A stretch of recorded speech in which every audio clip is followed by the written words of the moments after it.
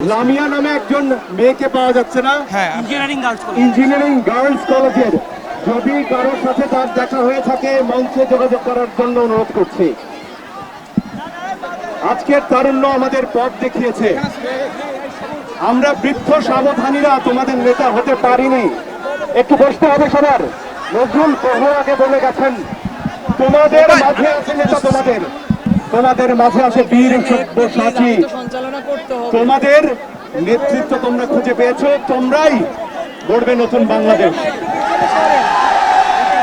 আজ সারা দেশের মানুষ রাস্তায় নেমে এসেছে। সরকারে যারা এখনো ক্ষমতা আঁকড়ে বসে আছেন তাদের বলতে চাই, দেয়ালের লিখন পড়ুন। এইভাবে আর মানুষকে দাবিয়ে রাখতে পারবেন না।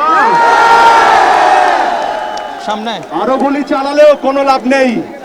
আজকে সারা ঢাকায় যেসব জায়গায় বেশি গুলি চলেছে সেখানে আরো শত গুণে আমার ভাইয়েরা আমার বোনেরা নেমে এসেছে। আমরা নেমে আসতেই থাকবো। ওহারা কজন, তোরা অগণন সকল শক্তিধারী। এ লড়াইয়ে জয় অবধারিত। পালানো শুরু হয়ে গেছে, আর পালাতে দেব না। আগে ভুল করেছি, সাধারণ ক্ষমা হয়েছে। 191 জন পাকিস্তান চলে গিয়েছে, আর ছাড়া হবে না, বিচার হবে।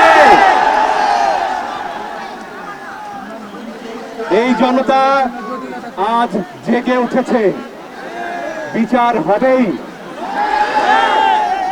আজকে আপনারা বলছেন আলোচনার পথ খোলা। আমার ভাইয়ের, আমার বোনের, আমার সন্তানের রক্তের উপর কিসের আলোচনা? যদি বলেন ক্ষমতা ছাড়বেন তাহলে আসুন এখানে, বলতে পারি কিভাবে ছেড়ে যাবেন। আমাদের ছাত্ররা বলবে, আমাদের তারুণ্য বলবে যে কিভাবে আপনারা ক্ষমতা আমাদের জনগণকে বুঝিয়ে দেবেন। এছাড়া আর কোনো আলাপ হতে পারে না। জয় আমাদের অবধারিত। সারা দেশে আজকে বাংলাদেশের মানুষ পথে নেমে এসেছে। সেখানে হিন্দু নেই, মুসলিম নেই, পাহাড়ি নেই, সমতলের মানুষ নেই, শুধু বাংলার প্রথম শ্রেণীর নাগরিকরা নেমে এসেছে। তার হক আদায় করতে নেমে এসেছে। এই জেগে ওঠা মানুষ, জনশক্তি, এই জনসমুদ্র ফিরে যাবে না। একটা ছোট্ট কবিতার অংশ দিয়ে শেষ করি।